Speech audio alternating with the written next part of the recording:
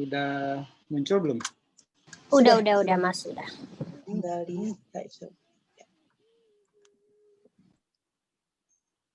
Sudah full screen ya? Sudah Mas, sudah full screen. Sekarang layarnya apa warnanya? Membangun nasionalisme Indonesia. Belum berubah ya? Ini masih di slide yang membangun nasionalisme Indonesia sih Mas, yang educational and entertainment, recreational. Masih belum berubah juga? Belum, oke. Karena pakai Keynote, jadi suka gitu nih. Sebentar. Kalau ini sekarang layarnya gimana? Ini layarnya di membangun nasionalisme Indonesia. Masih. Sekarang? Ini di konten? Kontennya? Ya. Oke. Berarti kalau di preview jadi nggak keluar nih. Oke. Bismillahirrahmanirrahim. Assalamualaikum. Selamat siang teman-teman semuanya. Ini satu kesempatan yang luar biasa buat saya. Satu kebanggaan bisa berbagi kepada teman-teman di program yang diselenggarakan oleh Aturin. Ini satu platform yang menurut saya sangat baik dan ini sangat membantu bagi teman-teman semuanya yang ingin mempermudah atau bahkan mungkin berjejaring dalam konteks kepariwisataan di Indonesia. Dan sekali lagi ini kesempatan yang langka yang bagi saya sangat menghargai dan berterima kasih kepada teman-teman di Aturin. Dan kesempatan siang hari ini juga saya berterima kasih kepada seluruh peserta yang sudah berkenan mengikuti kegiatan kita siang hari ini. Tanpa berpanjang lebar lagi, saya akan mulai dengan judul kita, yaitu merawat sejarah, melestarikan sejarah melalui pariwisata. Jadi ini sesuatu yang mungkin jarang sekali dibahas dalam konteks kepariwisataan kita. Nah, kebetulan di tahun 2020 ini, sejak Juli yang lalu, saya menjadi tenaga ahli di Kemenpar untuk penyusunan roadmap pariwisata Indonesia tahun 2020-2030. Nah, yang saya ampu adalah pariwisata sejarah tentunya. Jadi untuk heritage tourism di Kemenpar, saya menjadi tenaga ahli sejak Juli yang lalu. Nah, berarti ini sangat cocok sebenarnya dengan diskusi kita siang hari ini. Dan kali ini kita akan membahas tentang komunitas Historia Indonesia. Nah, which is komunitas Historia Indonesia mengerjakan banyak sekali program yang berkenaan dengan pariwisata sejarah di Indonesia. Dan saya akan lanjutkan dengan mungkin barangkali di antara teman-teman belum mengenal komunitas Historia Indonesia itu apa gitu ya, dan seperti apa sih sepak terjang komunitas Historia Indonesia. Nah, tapi sebelum itu saya akan puterin dulu satu video yang video ini berisi tentang profil saya, ya.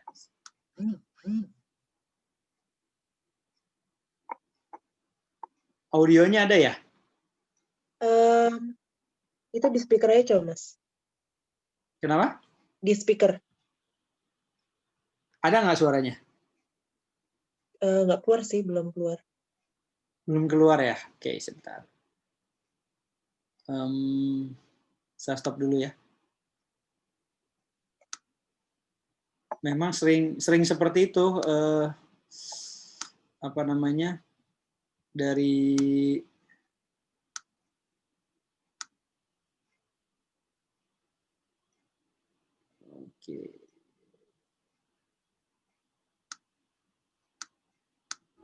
masih belum keluar?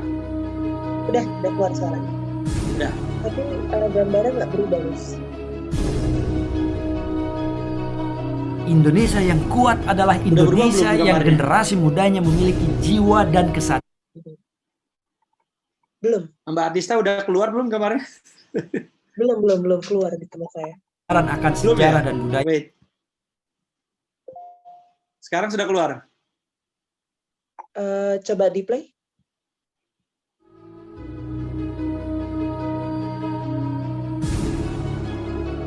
Masih belum juga ya? Belum ke.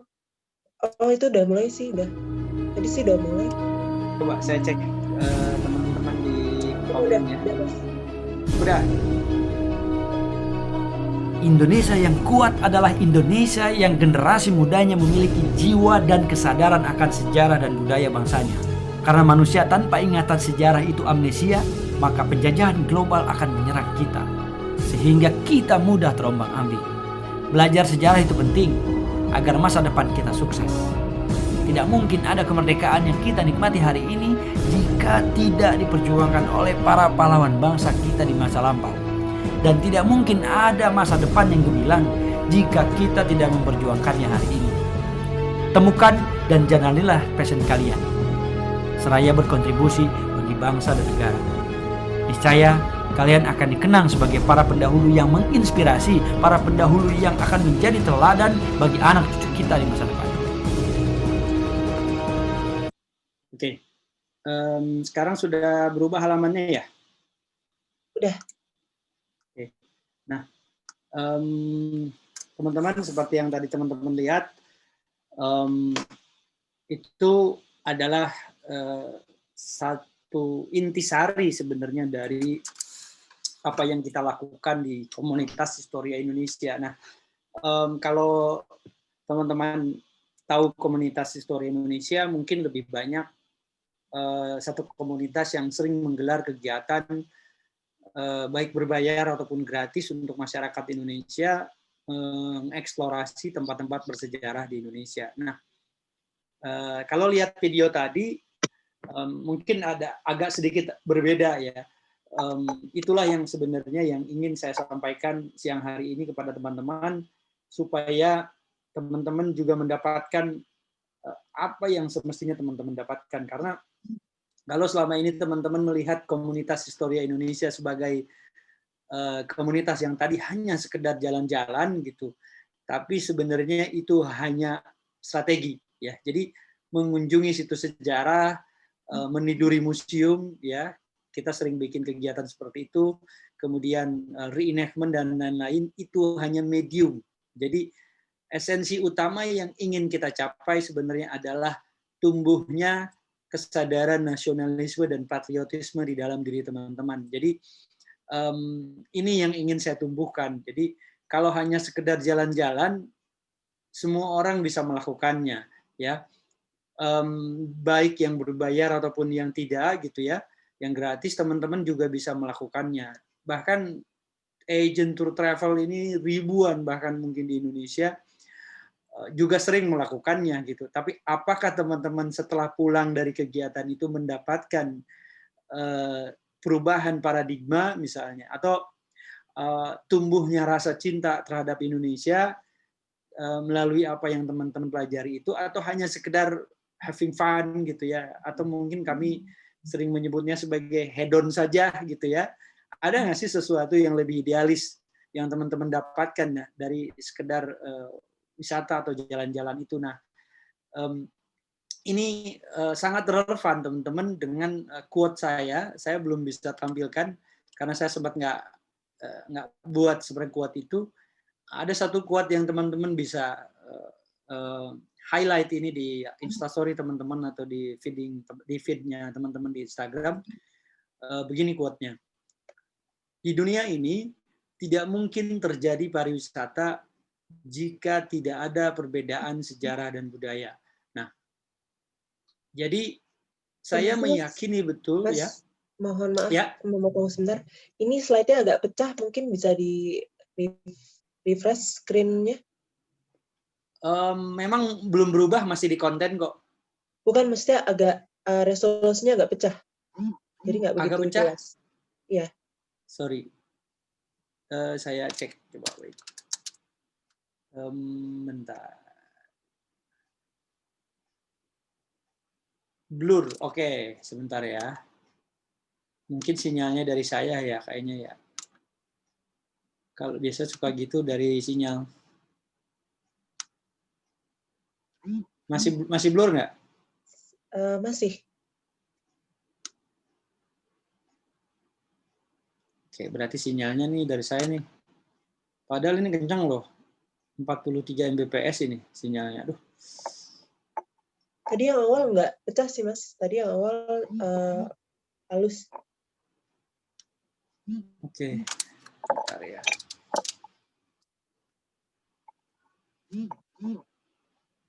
Tuh, padahal sinyalnya di atas 40, bahkan sering kali 80 Mbps loh sinyalnya ini. Coba, sekarang gimana? Masih blur, Mas. Blur banget, nggak kebaca sama sekali ya? Iya, susah banget soalnya. Nggak Soalnya kebaca. ada videonya ini ya. Sebentar saya coba convert ke PDF ya. Ini masih di Keynote sih. Mudah-mudahan di PDF bisa. Wait ya. Memang suka gitu nih di laptop ini, kerap. Bentar, mana ya tadi?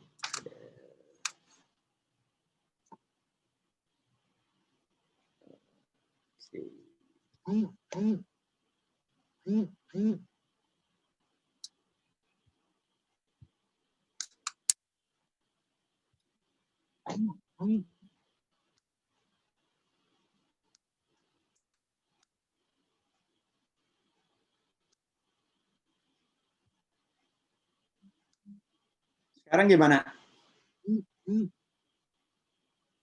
Masih blur kah? Iya. Waduh. Nanti saya share aja screen apa ininya ya. Presentasinya ya. Coba. Ini berapa MB ya? Kalau saya share ke sini bisa nggak ke? Atau mungkin bisa di-share ke kami. Nanti kami yang share screen. Wait.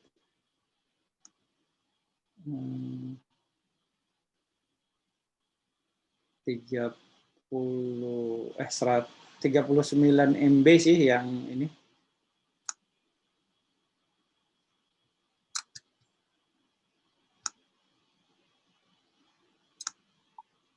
Saya share ke Ana ya, nanti minta ke Ana.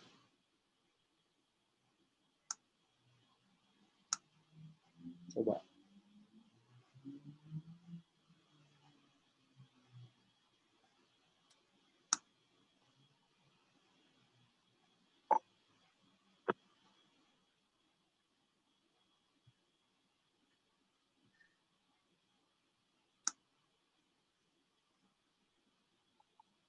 Memang sinyalnya kayaknya nih.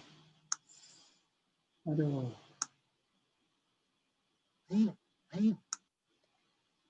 Coba diminta ke Ana ya, Mbak. Sebentar ya. Coba saya.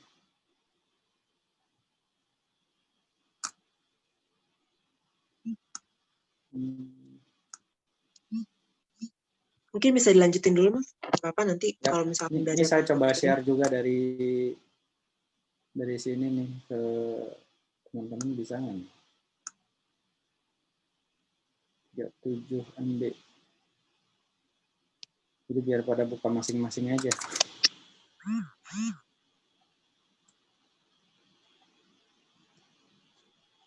Nah, silakan teman-teman download. Nanti kita bahas per halaman.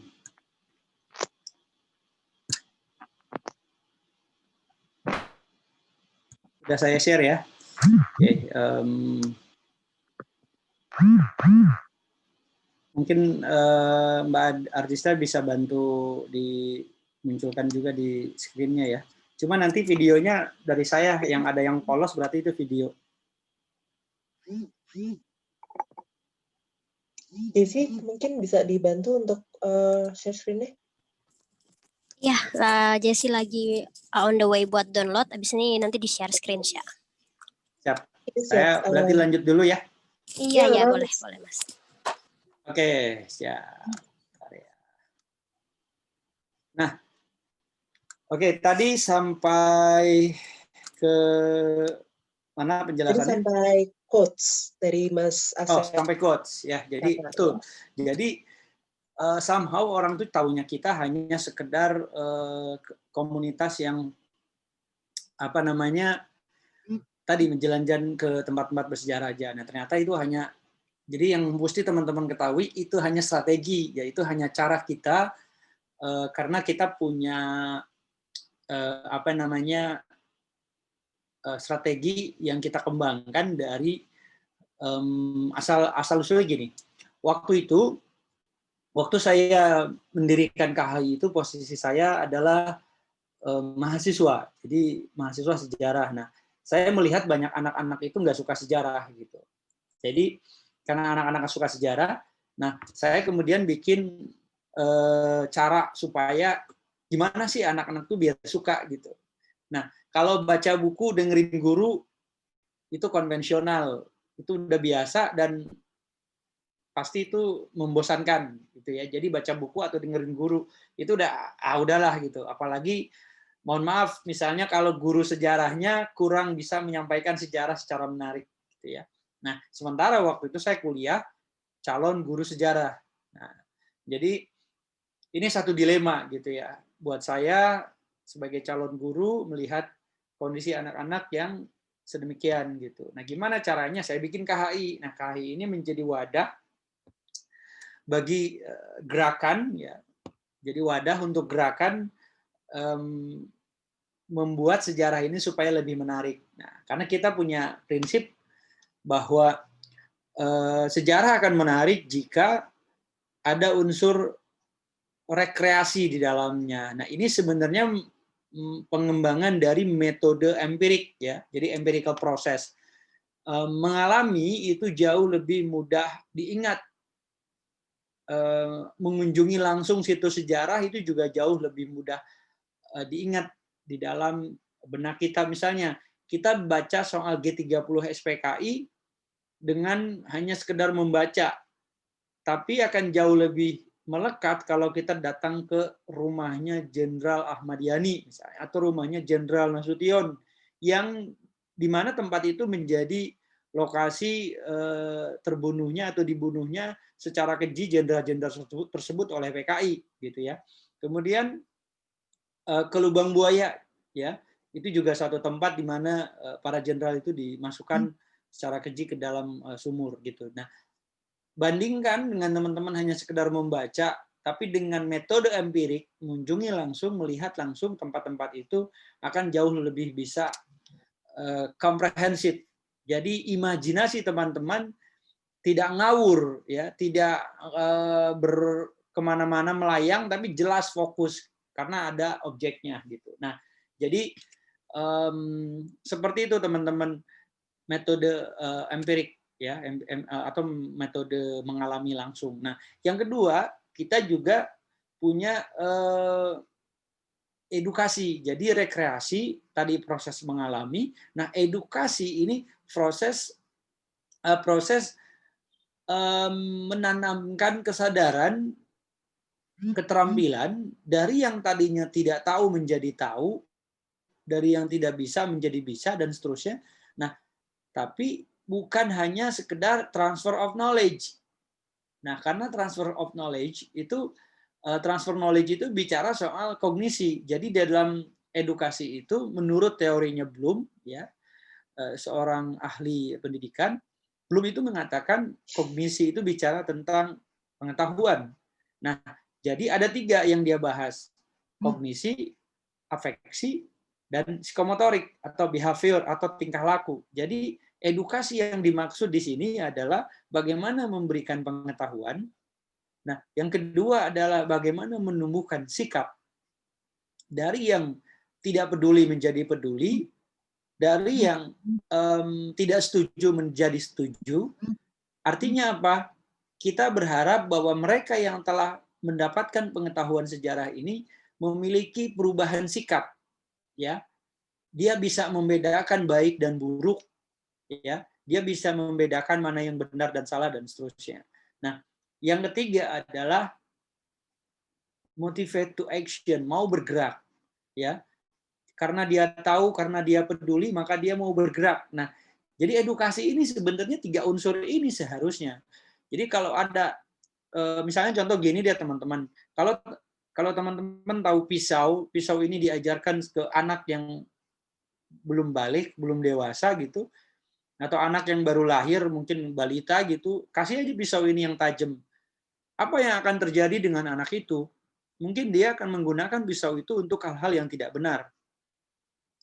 Buat dia nggak ada benar atau salah karena dia nggak paham gitu ya. Jadi bayangkan kalau pendidikan hanya sekedar guys ini pisau tajam loh, nih coba ke apa namanya ke kertas sobek ya pisaunya, wah tajam banget nih, ke kulit juga berdarah loh lihat gitu. Nah itu kognisi, itu hanya sekedar anak itu tahu bahwa pisau itu ya pisau gitu. Tapi ketika bagaimana menumbuhkan sikapnya, jangan buat ke orang, jangan buat ke badan kita karena akan melukai. Nah, sikap ini yang ditumbuhkan, sikap jangan, tidak boleh, tidak baik, buruk dan seterusnya. Nah, menumbuhkan sikap ini menjadi tanggung jawab kita bersama. Saya senang ketika kita berwisata ke Rinjani. Ya, belum lama ada hukuman yang diberikan kepada seorang travel blogger atau selebgram gitu ya. Yang dia nggak boleh lagi dihukum selama dikasih sanksi 2 tahun, nggak boleh lagi balik ke Rinjani. Kenapa? Karena dia melanggar aturan. Bayangin, seorang travel blogger yang sudah terkenal dengan followers yang lumayan, dia dilarang balik ke Rinjani. Kenapa? Karena dia melanggar aturan. Nah, mestinya menumbuhkan sikap juga tahu bahwa dia, jadi gini, ada lagi teman-teman kita dari daerah timur, baik itu di Labuan Bajo atau di pokoknya di daerah timur lah, Rinjani salah satunya juga, yang sering dengan lantang menyampaikan teman-teman yang berwisata ke Rinjani dari Jakarta tolong bawa balik itu sampahnya ke Jakarta. Nah, itu menumbuhkan sikap. Jadi sikap bagaimana kita punya sikap terhadap persoalan-persoalan yang dihadapi dalam konteks pariwisata ini juga diperlukan. Jadi pariwisata itu sejatinya harus mendidik yang demikian juga gitu ya. Nah, ini udah di-share ya? Iya, udah bisa. Bisa di full screen nggak ya?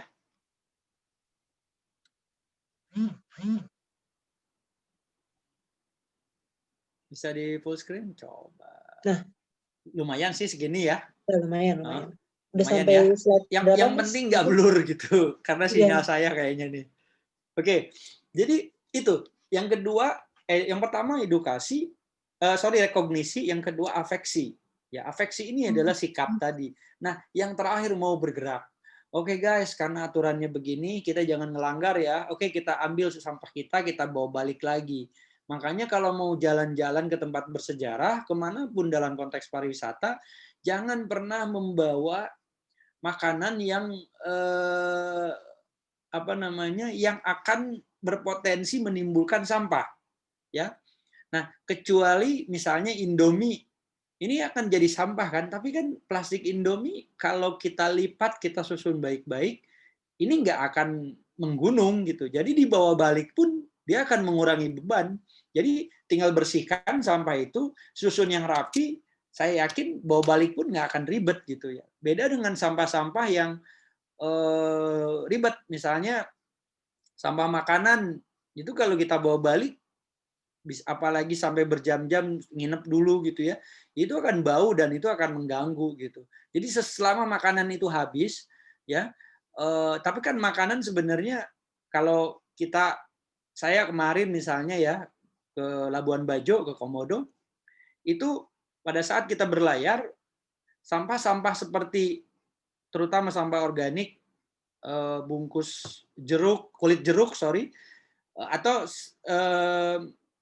kulit semangka dan lain sebagainya. Nah, itu boleh dibuang ke laut. Kenapa? Karena itu bisa jadi makanan gitu ya, buat binatang laut gitu. Karena tidak merusak. Dan itu diizinkan oleh si pendamping kita, pemandu gitu. Kalau nasi misalnya, tapi kan nggak boleh ya nasi dibuang. Tapi segala sesuatu yang sifatnya organik dan itu akan lapuk oleh tanah gitu dan bisa dimakan oleh hewan atau binatang atau hewan atau apapun itu boleh gitu. Nah, jadi bagaimana yang pertama membangun kognisi, yang kedua afeksi, dan yang ketiga mau bergerak, ya, motivate to action untuk juga ikut sama-sama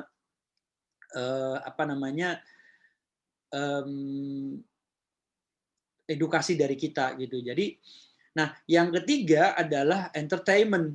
Jadi membangun mood set. Jadi ini sebenarnya kalau pariwisata itu, kalau pendidikan itu lebih banyak membangun mindset, ya, pariwisata itu justru membangun mood set. Nah, hiburan ini akan membangun mood set kita. Bagaimana mood kita itu akan jauh lebih termotivasi gitu untuk melakukan berbagai hal dan bersemangat gitu. Nah, saya percaya rekreasi, edukasi, dan hiburan. Jadi entertainment ini satu paduan yang nggak bisa dihilangkan. Jadi kalau kita misalnya berwisata ke satu tempat, kalau wisata itu banyak menyajikan unsur entertainment-nya, pasti kita akan merasa nyaman, merasa senang, dan seterusnya. Nah, ini yang berusaha dibangun. Bayangkan kalau mungkin banyak teman-teman yang belum ke Senayan Park, ya. Ini satu mall yang dibikin seru gitu, walaupun memang masih banyak tenan yang belum dibuka gitu ya. Tapi karena pandemi ini. Nah, tapi kalau teman-teman berkunjung ke situ itu dibikin kita tuh dibikin nyaman gitu ya dengan kondisi mallnya. Ini mungkin sekedar bocoran, nggak spoiler sih, dan itu layak untuk teman-teman kunjungi. Cuma memang masa pandemi ini, yaitu tadi sayang sekali. Ada banyak spot foto, ada banyak tenan-tenan yang menyediakan makanan dan seterusnya. Nah, mood set ini perlu dibangun supaya kita merasakan betul-betul bahwa pariwisata itu bisa menyentuh hati kita, bisa menjadikan kita nyaman, senang, bahagia, dan seterusnya. Nah, kami di komunitas Historia, walaupun tujuan dari gerakan kami, jadi kami ini sebenarnya social movement, teman-teman ya. Mungkin, nah tujuannya itu adalah membangun nasionalisme Indonesia. Jadi ini adalah visi kami, bagaimana menumbuhkan semangat nasionalisme dan patriotisme, cinta tanah air gitu. Jadi melalui pemahaman sejarah dan kebudayaan. Nah, pariwisata adalah salah satu mediumnya, karena kita punya 4 medium: pendidikan itu sendiri ya, sejarah, kebudayaan, dan pariwisata. Jadi ini 4 bidang, 4 pilar dari gerakan komunitas Historia Indonesia. Nah, unsurnya adalah rekreasi, edukasi, dan hiburan. Tujuannya membangun nasionalisme Indonesia. Next, teman-teman. Oke. Ini video tadi yang gelap, terus lagi. Oke, mungkin teman-teman juga yang udah buka bisa sambil lihat. Nah, ini tentang kita, ya.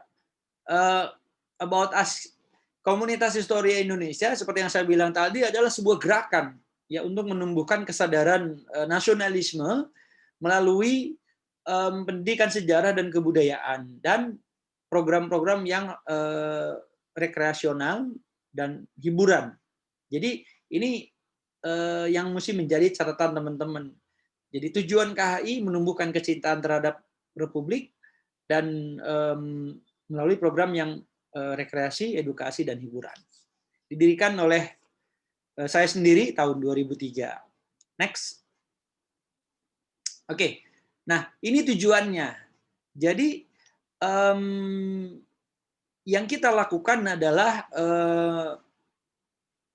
menyelenggarakan program-program yang memungkinkan setiap orang, ya, atau memastikan setiap orang mendapatkan kesempatan untuk bisa menikmati tempat-tempat bersejarah itu dengan komprehensif. Jadi tahu sejarahnya, ya, kemudian tumbuh kepeduliannya, dan mau sama-sama bergerak menjaga situs sejarah dan seterusnya.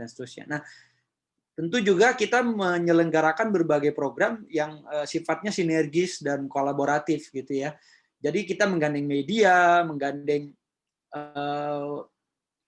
pentahelix lah ya. Pentahelix itu media, pemerintah, dunia usaha, masyarakat, dan satu lagi apa ya? Ada 5, dan komunitas gitu ya. Jadi kita sendiri berarti. Jadi 5 pentahelix ini menjadi tanggung jawab kita bersama, dan ini selalu kita lakukan. Nah, Aturin di mana posisinya di dunia usaha? Jadi karena Aturin adalah sudah dikatakan di depan sebagai satu perusahaan, berarti bisa menjadi partner kita, ya. Jadi ketika Aturin nanti menyelenggarakan berbagai program, bisa juga bersama-sama kami komunitas Historia untuk tadi menumbuhkan kesadaran nasionalisme dan patriotisme. Karena kalau hanya sekedar wisata, kerap kali kita, mungkin boleh jujur ya teman-teman, karena ketidaktahuan kita, saya tidak menyalahkan teman-teman ya, siapapun, karena ini direkam barangkali nanti dinaikkan ke YouTube, di penonton di YouTube juga mungkin kita lah, yakin saya, semua masyarakat Indonesia, saya yakin bukan karena kita nggak peduli atau apapun, tapi karena banyakan di antara kita yang nggak tahu sebenarnya persoalan-persoalan yang terjadi di lapangan. Bagaimana museum ya memperlakukan museum, bagaimana kita berkunjung ke museum, ke benteng, ke tempat-tempat bersejarah atau ke pulau-pulau bersejarah yang lain. Mohon maaf, contohnya kalau kita ke benteng, saya sering melihat ya, bahkan juga dulu dialami oleh banyak pengunjung kita, oleh banyak anggota kita, wisatawan kita. Saya jujur ya, itu sering terjadi karena banyak di antara kita yang nggak paham bagaimana pelestarian itu atau conservation atau preservation itu. Jadi kita sering kali datang ke situs sejarah, benteng, itu naik ke benteng itu, foto di atas benteng. Padahal benteng itu sangat rapuh kondisinya, misalnya terbuat dari bata merah dan lain sebagainya.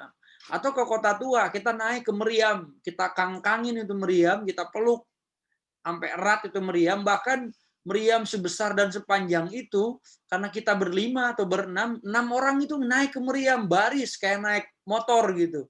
Nah, itu sebenarnya perilaku yang tidak baik, perilaku yang nggak boleh gitu ya. Kenapa? Karena situs sejarah, artefak, dan lain sebagainya itu perlu kita jaga. Nah, kalau kita nginjekin, naikin, ngangkangin gitu, itu sama aja nggak sopan, sama aja itu merusak gitu. Jadi, nah ini yang kerap kita nggak paham. Jadi, bagaimana menjaga sejarah itu? Ya tentu mesti dengan kaidah-kaidah konservasi gitu. Oleh sebab itu, melestarikan sejarah, melestarikan kebudayaan mesti dengan sesuatu yang dengan kepahaman kita. Makanya para pemandu di komunitas Historia Indonesia atau edukator-edukator kita, kalau kita berwisata ke tempat-tempat bersejarah, kita selalu memberikan pesan kepada para pemandu, dan itu menjadi SOP ya, menjadi SOP standar operational procedure yang harus disampaikan kepada para peserta ya. Misalnya gini, saya tuh ini juga sering disampaikan oleh teman-teman kita di KHI. Guys, kalau kita ke museum, satu hal, nih kita sebelum jalan, sebelum tur, kalian nggak boleh ambil foto. Wah, orang-orang udah pada protes kan, nggak boleh ambil foto gitu di museum. Nah, padahal itu sebenarnya satu strategi ya untuk bisa menghibur. Jadi nggak boleh ambil foto itu selalu dimaknai nggak boleh motret gitu.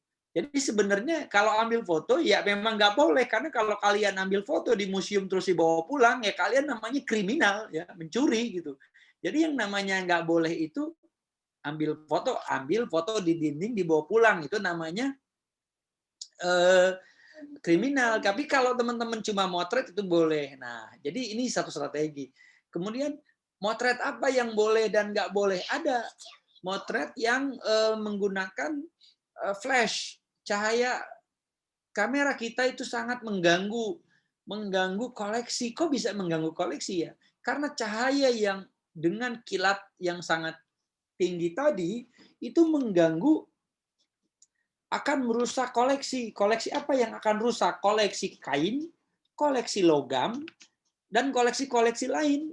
Kenapa? Kalau semakin banyak itu kamera dijepretkan dengan cahaya yang sangat tinggi tadi, flash itu akan merusak, akan membuat cepat lapuk. Kenapa? Karena cahaya itu sangat panas. Itu dia memiliki tingkat pokoknya gini, simpelnya bahwa cahaya itu akan merusak gitu. Nah, banyak orang yang nggak tahu itu gitu. Model aja ya, kalau sering dipoto pasti kering kulitnya, ya. Model, makanya dia mesti perawatan. Nah, koleksi juga mesti dirawat, makanya nggak boleh suhunya mesti suhu kamar 20 sampai 25 derajat Celcius, nggak boleh 30. Kenapa? Rapuh, rusak gitu, ya.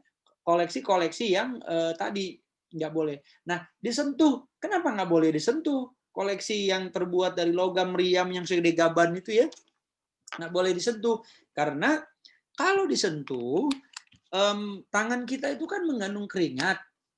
Tangan kita tuh mengandung keringat, ya, dan keringat kita itu mengandung garam. Jadi bayangin kalau tangan kita megangin itu koleksi meriam yang segede gaban itu, meriam yang segede yang di Kota Tua misalnya atau di tempat sejarah lain seperti meriam Cijagur, terus kita pegangin, ribuan orang pegangin, bahkan jutaan orang, dari tahun ke tahun meriam akan berubah jadi segede kelingking gitu, ya. Bayangin, itu kita peluk, kita itu meriam terus peluk, keringat kita habis. Itu kan lama-lama meriamnya korosi, lama-lama meriamnya akan mengecil. Mungkin tidak perlu puluhan, cuma hanya beberapa tahun gitu. Ya, seperti itu. Nah, jadi ini, edukasi ini yang terus kita sampaikan dan itu menjadi SOP. Next. Nah, our mission dan vision, mission, dan values. Jadi, kita ingin menjadi satu organisasi atau gerakan yang memang sangat dihargai lah di Republik ini dan sudah terbukti mau 18 tahun usia Komunitas Histori Indonesia yang bergerak di bidang pendidikan, sejarah, dan kebudayaan yang tujuannya adalah membangun nasionalisme dan patriotisme. Dan itu sudah konsisten kita pertahankan hingga saat ini. Next. Ini organisasi kita, jadi meskipun terkesan seolah-olah gitu ya, anak-anak sejarah doang gitu, padahal teman-teman di kita itu anggota pengurusnya itu dari berbagai bidang. Ada yang anak sejarah, ada yang anak non sejarah, banyak ya, itu malah yang non sejarah. Justru di kami itu pengurusnya banyak yang non sejarah gitu. Banyak yang non pendidikan gitu. Bahkan dalam sepanjang 18 tahun itu komunitas kami itu terdiri dari pernah ada perminyakan ya. Dan perminyakan, kemudian akuntansi, pernah banyak jurusan-jurusan yang nggak nyambung gitu. Tapi pada akhirnya mereka secara bidang mereka kemudian mencari celah gitu untuk supaya mereka bisa berkontribusi di komunitas Histori Indonesia. Nah, salah satunya juga ada Majen TNI Asep Kuswani. Ini bekas ya, ex penasehat dari Panglima TNI, sekarang sudah pensiun. Beliau ada di kita menjadi di Dewan Pembina. Nah, ketuanya Pak Dr. Rusdi Hussein. Gitu. Next. Saya belum banyak ke program ini. Ini video, coba videonya saya share dari saya ya. Mudah-mudahan, oke, saya share dari saya ya. Mudah-mudahan bisa jalan nih videonya.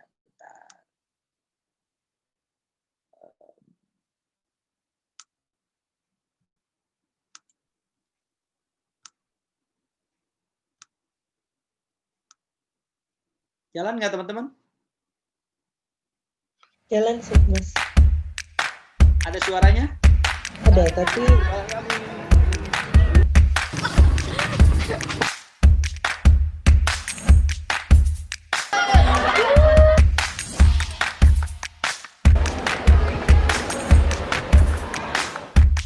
Keren, enjoy. Jadi sudah waktunya kita mempromosikan wisata Jakarta dengan cara-cara yang fun, yang keren seperti ini. Jadi ini yang pertama kita coba desain. Saya terima kasih kepada komunitas Historia Indonesia yang udah bekerja sama dengan kita untuk bisa melaksanakan acara ini dengan baik. Tahun depan dan berikutnya kita akan kemas lagi acara-acara seperti ini sebanyak mungkin untuk bisa mendatangkan lagi keterlibatan partisipasi dari warga.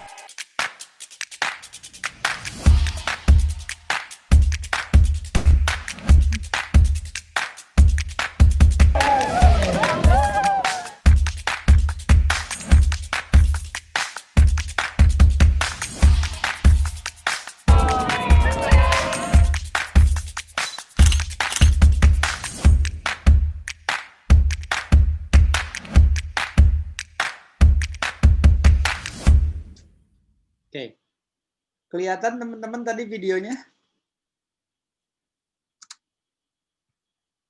Mbak Arista Kelihatan sih, gimana? Mas. Lumayan Kelihatan, cuman kelihatan ya? belum, ya agak ngadet dikit aja, nggak apa-apa. Oh, apa nge-lag dikit ya? Iya, tapi nggak apa-apa, bisa dilanjut aja. Bisa dilanjut ya. Oke, mudah-mudahan ada sedikit gambaran. Nah, itu tadi program Dinas Kebudayaan dan Pariwisata Pemprov DKI Jakarta. Jadi mereka bikin namanya Jakarta Museum Marathon. Nah, kebetulan KHI dipercaya menjadi pihak ketiga untuk menyelenggarakan program tersebut. Jadi ini sangat menarik. Jakarta Museum Marathon diikuti oleh peserta ribuan dan itu pesertanya dari berbagai daerah di Indonesia. Hadiahnya cukup besar, juara 1 itu sekitar 30 juta, juara 2 20-an, dan juara 3 15 atau 10 gitu. Itu keren banget. Nah, tahun ini nggak ada gara-gara pandemi gitu. Jadi ini sayang sekali nggak ada gara pandemi, jadi nggak ada programnya. Nah, next. Ini kegiatan Tour de Busway ya. Kegiatan Tour de Busway ini diselenggarakan oleh KHI sejak lama sebenarnya ya. Ini kalau mungkin 2008 2009 lah ya. Kita sudah bikin Tour de Busway. Jadi di sini kayaknya ada, kalau saya lihat list peserta di sini ada beberapa orang nih yang ada di foto ini. 1-2 orang mungkin yang baju hitam ini nih. Mbak Ira kayaknya nih. Ini ada orangnya di sini nih sebagai peserta. Mbak Ira dari wisata kreatif ya, suka menggelar kegiatan. Oke, ini menarik karena kita ini menjadi tuh ada Mbak Ira hadir katanya. Oke, kita lanjut video berikutnya. Foto berikutnya. Nah, ini reenactment. Reenactment ini sering kita lakukan di momen-momen tertentu. Nah, ini di foto yang di tengah yang saya pegang mic-nya Trans TV itu adalah apa namanya? Saya itu waktu saya masih kurus. Ya, ini yang ada di foto ini adalah anak-anak buah saya. Ini waktu saya jadi kepala Museum Bank Mandiri. Jadi waktu saya jadi kepala Museum Bank Mandiri 2005-2007, ini tim saya dan saya supaya nggak capek, saya bikin ini acaranya Napak Tilas Proklamasi. Saya jadi Sudirman, udah saya digotong aja deh gitu. Jadi biar enak gitu. Dan ini di Tugu Proklamasi. Nah, teman-teman, ini salah satu contoh. Teman-teman lihat foto Tugu Proklamasinya ya. Ini sangat disayangkan foto Tugu Proklamasinya menggunakan keramik rumah. Nah, yang namanya Memorial Park gitu ya, atau taman-taman di luar negeri, kalau untuk taman outdoor terbuka itu nggak pernah mereka pakai keramik gini, tapi di Indonesia rumah si pitung kayak begini, ya kan? Kemudian Tugu Proklamasi kayak begini gitu. Jadi dibikinnya tuh nggak, kenapa ya? Saya bingung gitu ya sama pemerintah kita gitu, sama arsitek-arsitek kita, apakah nggak paham? Mestinya ini kan pakai yang bisa meresap air gitu, ini pakai konblok gitu atau piping block yang memang bisa ngeresap air gitu. Kenapa harus pakai keramik rumah? Ini kan kalau panas menyengat sekali, ya kan? Dan kalau hujan licinnya minta ampun gitu. Itulah bagaimana pembangunan itu harus berwawasan pelestarian. Jadi pelestarian ini mesti menjadi kacamata berpikir kita gitu. Jangan sampai pembangunan, yaitu tadi kita banyak berhadapan dengan hancurnya situs sejarah, ya, dengan bergantinya gedung menjadi ruko, gedung sejarah dihancurkan, dibikin mall, kawasan bersejarah digusur, dijadiin hotel, mall dan seterusnya, gitu. Sementara kalau kita ke luar negeri, yang teman-teman bisa lihat adalah situs sejarah, gedung-gedung bersejarah. Waktu saya menginap di Berlin, di Friedrichstraße di Jalan Friedrich, itu nginep di hotel yang usianya 450 tahun. Juga begitu di Belanda. Nah, di kita semua hotel, semua gedung yang ratusan tahun, gedung apa sih? Museum Sejarah Jakarta, Gereja Sion yang paling tua dan seterusnya. Tapi rata-rata gedungnya banyak yang hilang, banyak yang hancur. Gedung Harmoni aja teman-teman taunya cuma perempatan kan? Padahal di Harmoni itu dulunya di Jakarta ya, bagi yang tinggal di Jakarta, itu dulunya itu adalah bekas gedung. Gedung, kalau saya sih dulu, kalau orang zaman dulu taunya adalah rumah bola. Rumah bola tuh tempat kita dansa, pesta dansa. Atau kalau sekarang klub malam atau night club atau diskotik gitu ya. Nah, itu dihancurkan zaman Presiden Soeharto dan dijadikan kantor sekretariat negara. Sekarang tempatnya itu letaknya di dekat pos masuknya Setnek. Kurang lebih gedungnya di situ. Coba bayangin kalau nggak dihancurin, itu gedungnya keren banget. Cuman memang katanya karena itu bekas pesta dansanya orang Belanda, apa mungkin ada sentimen dan itu digabungkan jadi istana negara, jadi dihancurin gitu. Ya, gedung Harmoni itu di seluruh Indonesia ada, di Surabaya ada, di Makassar aja, di kota-kota besar tuh rata-rata ada gedung Harmoni. Kenapa? Karena orang Belanda butuh pesta, butuh tempat buat pesta dansa gitu. Seperti itu ya. Nah, next. Jadi pelestarian itu penting. Nah, ini yang kita lakukan di komunitas Historia. Ini adalah penandatanganan MOU ya dengan Kementerian Pertahanan dan organisasi kemasyarakatan. Jadi KHI, Komunitas Historia Indonesia, menandatangani MOU bersama Kemenhan untuk bela negara. Jadi kami karena punya tujuan tadi menumbuhkan kecintaan terhadap bangsa, jadi komunitas kami dianggap sebagai satu organisasi yang peduli terhadap masalah kebangsaan, sehingga kita melakukan MOU. Gitu. Next. Nah, agar kita cinta sejarah, tadi saya sudah sampaikan, harus banyakin baca buku. Ya, karena dengerin guru itu membosankan gitu ya. Baca buku membuka cakrawala kita. Walaupun kita bosan dengan membaca buku, karena saya juga kerap kalau mau tidur pasti kalau baca atau baca buku mau PDF atau mau buku beneran udah pasti tuh tidurnya cepet dan pules gitu ya. Kalau main sosmed malah nggak tidur, tapi kalau baca tuh udah pasti tidur. Nah, tetapi dengan membaca buku ya, kemudian kita kunjungi langsung situs sejarahnya, itu akan jauh lebih menyenangkan. Makanya di belakang saya ini ada ribuan buku yang menjadi referensi untuk mengeksplorasi apapun yang berhubungan dengan sejarah yang ada di Indonesia. Ya, karena literasi itu akan memberikan pemahaman, menumbuhkan sikap dan mengajarkan kita cara bertindak. Jadi yang mesti hati-hati, banyak anak kecil yang membaca sesuatu, menonton sesuatu, malah juga jadi melakukan hal-hal yang tidak terkira. Nah, mood set itu yang tadi yang harus kita bentuk. Bagaimana menumbuhkan kesenangan orang, kebahagiaan orang, ya, membahagiakan orang lain gitu. Karena senyum itu kan ibadah katanya. Jadi membuat orang senang ya itu berpahala buat kita. Jadi wisata yang kita bikin memang semestinya memiliki nilai-nilai menumbuhkan mood set tadi di dalam benak kita. Jadi kalau kita selama berwisata bete terus, berarti wisatanya nggak berhasil tuh.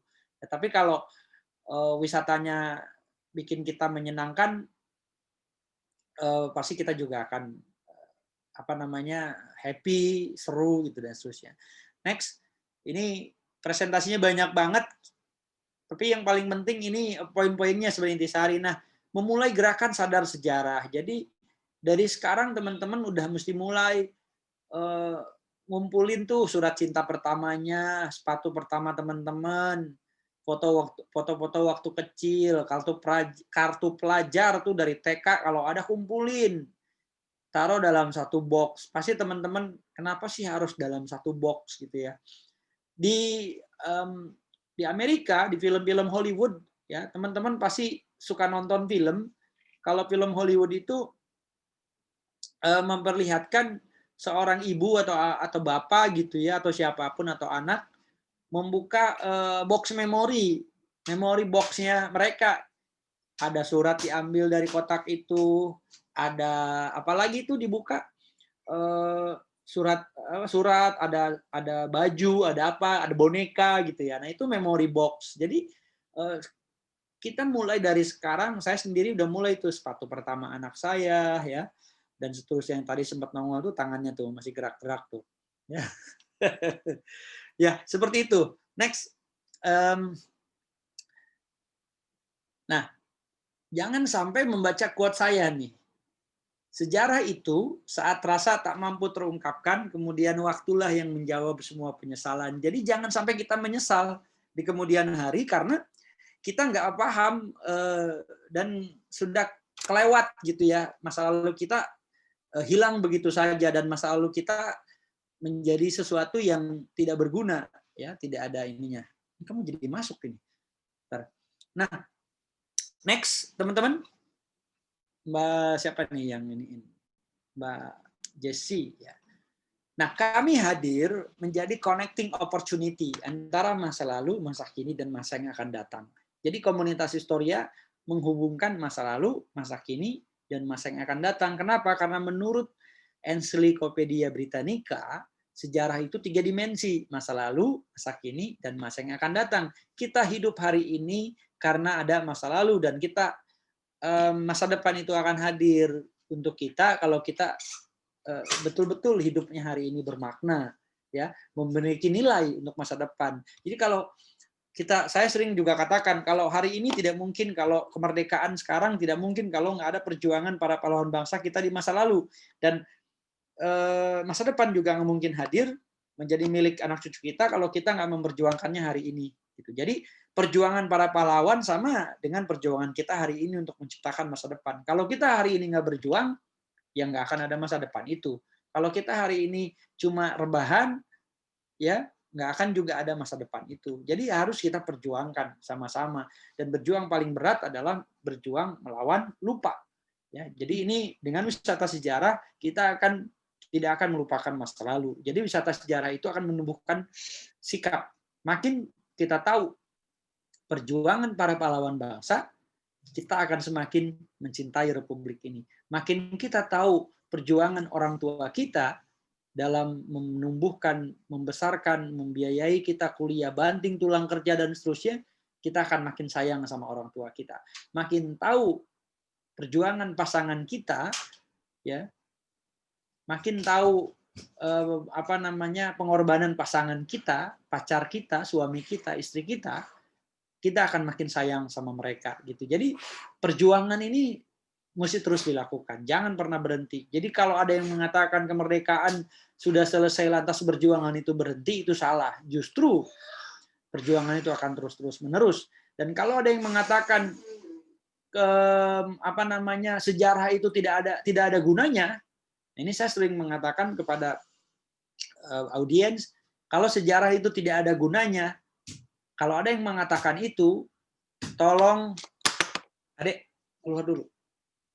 Kalau ada yang mengatakan sejarah itu tidak ada gunanya, tolong benturin kepala orang itu, jedotin kepala orang itu ke dinding.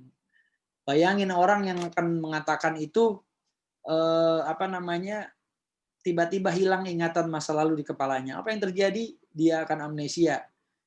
Masa lalu menjadi penting ketika kita amnesia kan gitunya. Jadi kita seseorang yang mengatakan sejarah tidak berguna, benturin dari kepalanya, pasti dia akan merasa menyesal karena telah menyepelekan sejarah.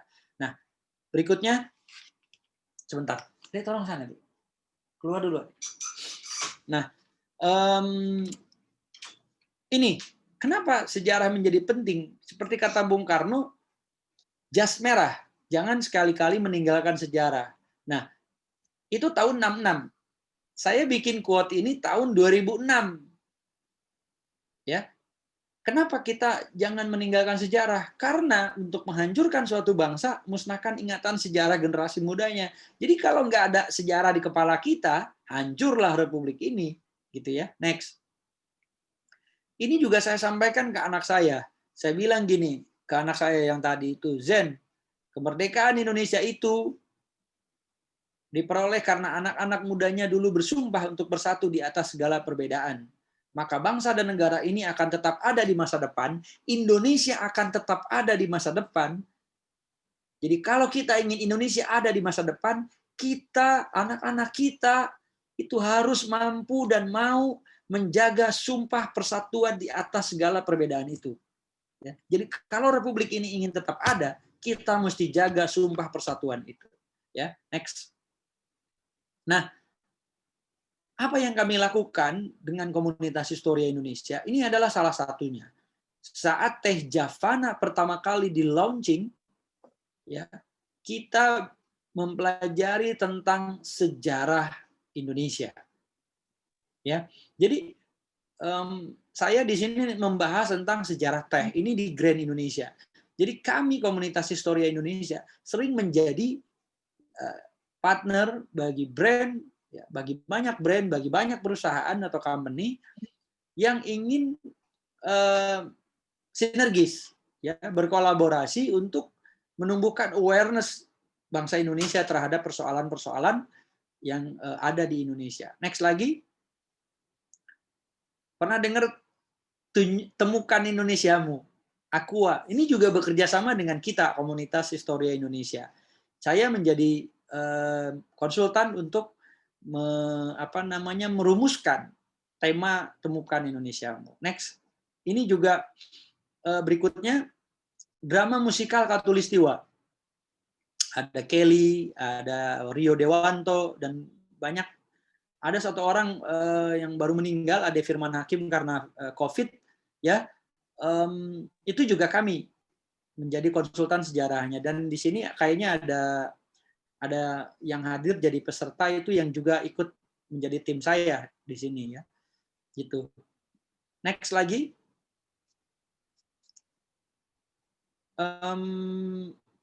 Pepsodent edisi kemerdekaan ini juga konsultannya saya. Jadi bagaimana odol bisa produk ini bisa mendunia, ya, bisa menjadi khasnya Indonesia gitu, karena ya tadi ini edisi khusus gitu. Itu kolaborasi dengan kita. Next lagi, ini kita Bank Indonesia. Jadi saya yang menjadi konsultan juga untuk Bank Indonesia, menjadi tim perumus untuk uang tahun 2016 yang diluncurkan Pak Jokowi. Nah, juga uang yang 75.000, saya juga menjadi tim perumusnya. Bahkan yang 2016 itu ada tim saya di sini juga, kayaknya Mas Jaim, dari Mas Walid Jaim tuh, yang ikut menyusun sampul perdana dari uang itu. Jadi KHI ini sudah banyak sekali berkontribusi bagi bangsa, tidak hanya jalan-jalan, tetapi kita membangun bangsa secara utuh. Ya, kalau jalan-jalan itu hanya sekedar gimmick, hanya sekedar media sebenarnya, ya. Kegiatan lain justru banyak yang lebih mendalam. Next. Ini Cianjur Heritage Trail ke Gunung Padang. Ya, eksplorasi tempat-tempat bersejarah di Cianjur. Next lagi. Waktunya biar bisa diskusi deh. Ini tadi penandatangan MOU. Next lagi. Keulang lagi, sorry ini. Next lagi terus. Nah, ini Museum Week kerjasama dengan Jakarta Post. Ini di Senayan City, ya. Museum Week ini di Senayan City. 2014, yang pernah berkunjung pasti tahu. Ribuan orang datang Museum Week. Ini komunitas Historia dan Jakarta Post. Next. Silent Walking Tour. Ini event pertama di Indonesia. Di dunia sudah dibikin di Edinburgh, di UK. Kita bikin di Indonesia, di Jakarta. Silent Walking Tour di Museum Fathahillah. Ya. Next. Menginap di museum. Ini paling gila. Pertama di dunia. Ya. Kita diikuti kemudian oleh Amerika 2012 dan Inggris 2013. Ya, kita dari 2009. Jadi pertama di dunia oleh KHI, teman-teman, menginap di museum. Ya, ini literally menginap. Ini di Museum Bank Mandiri. Next. Oke, pertanyaan udah banyak banget ya. Ini Jelajah Mahakarya Indonesia. Pasti juga teman-teman pernah lihat. Ini saya konsultannya. Ini juga kami yang nyusun ya di komunitas Historia Indonesia. Next.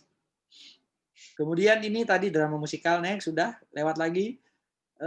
Terus biar diskusi, ini Global Story Youth Camp. Kemudian ini Wisata Kampung Tua 2004. Ini apalagi ini Napaktilas Proklamasi, ya. Mungkin ada beberapa orang yang hadir di sini sebagai peserta juga kayaknya. Next. Itu tadi. Next. Nah, ini wisata bahari pertama ya. Ini 2003 kita sudah menggunakan kapal pinisi. Ini sama, ada kabinnya juga, ber-AC, ada TV, ada kulkas. Cuma memang beda seperti finisinya yang ada di Labuan Bajo ya. Tapi ini udah pinisi beneran.